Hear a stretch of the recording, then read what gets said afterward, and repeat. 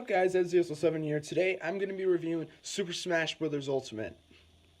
It's finally out, it's finally going to be happening, so yeah, let's get started.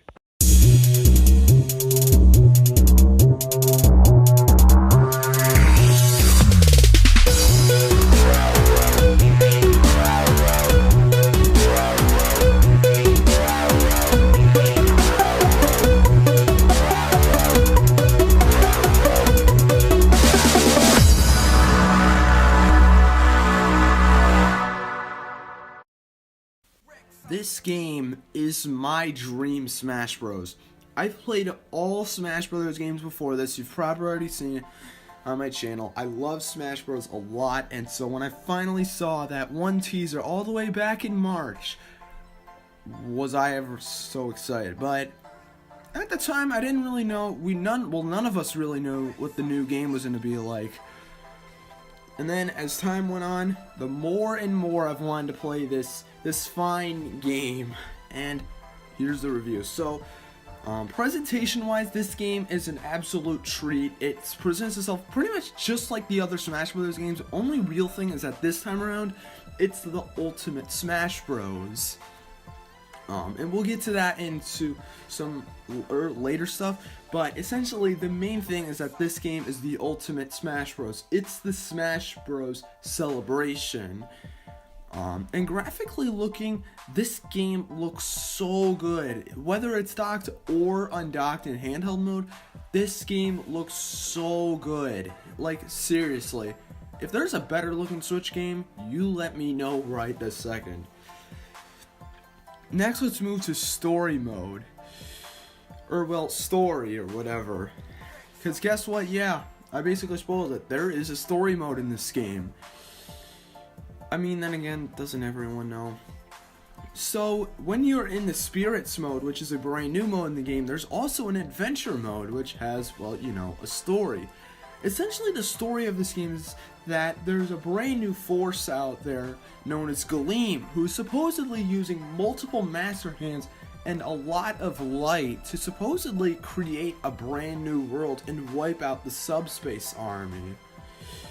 And then, only character that was able to survive all those blows was Kirby.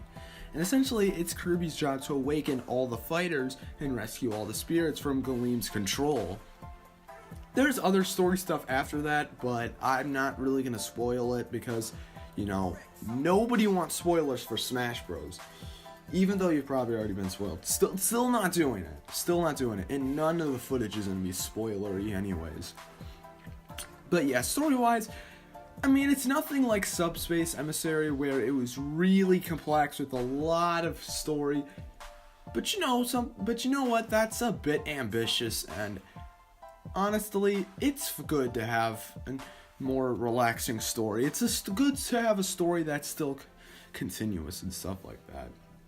So story-wise, really good.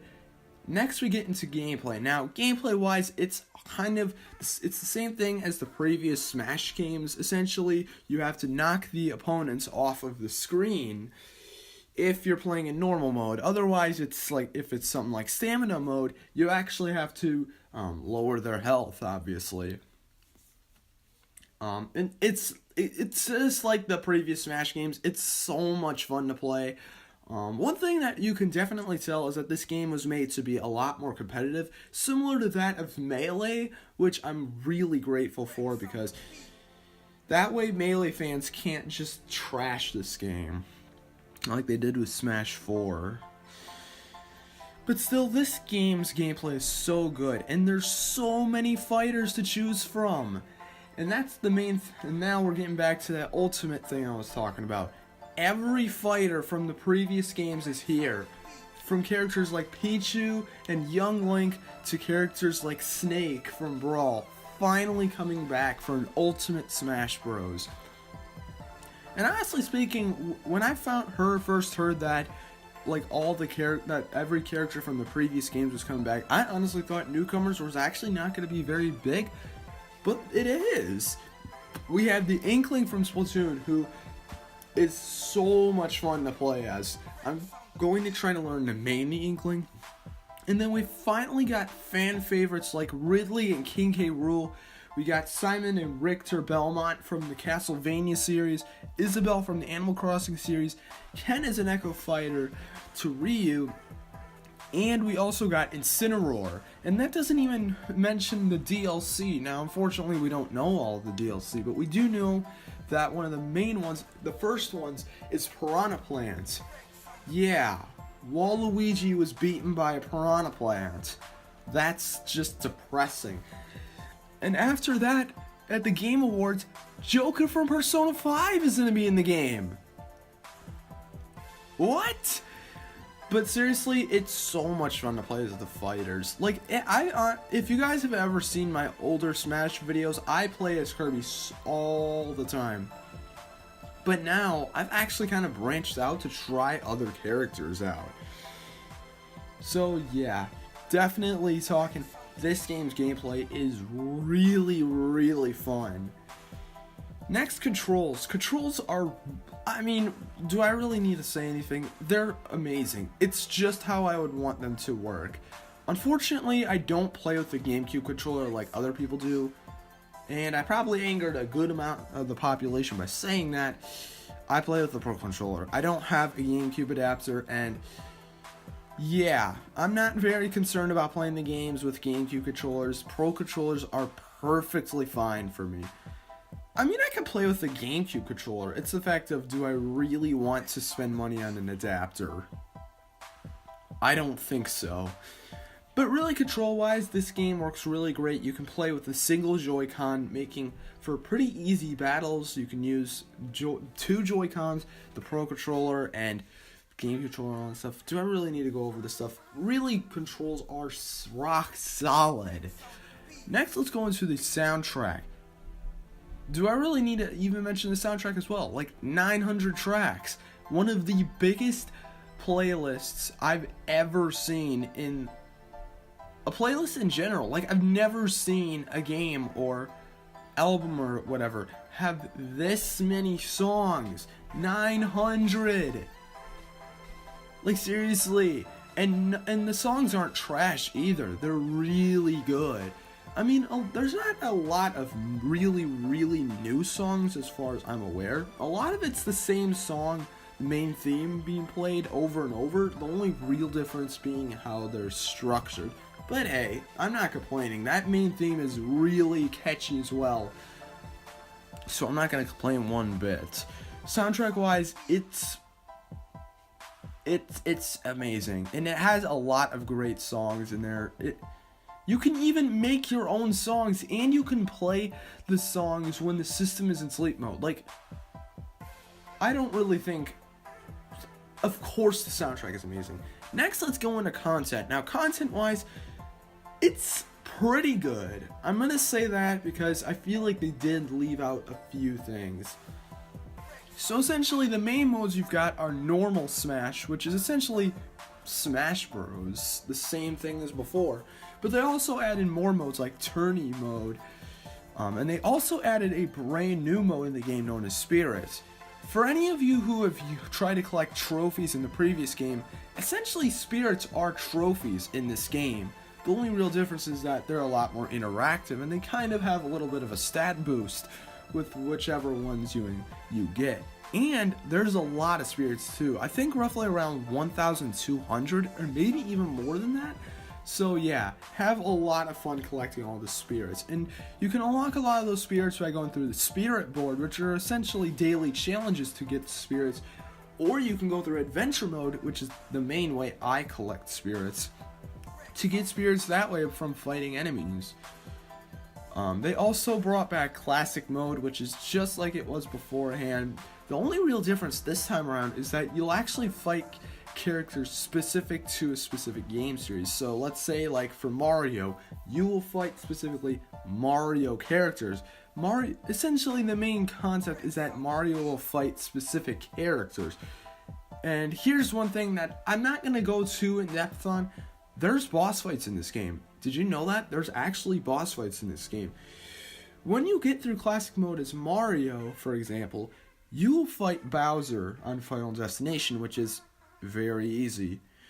But then, just like in the end of Melee's adventure mode, Bowser goes back on the stage and transforms into Giga Bowser, which is so much fun. And there's even a little boss meter thing. It's so cool. And there's other bosses in the game. I'm not going to mention any more of them because I don't want to spoil that stuff for anybody. I mean, that's kind of the magic.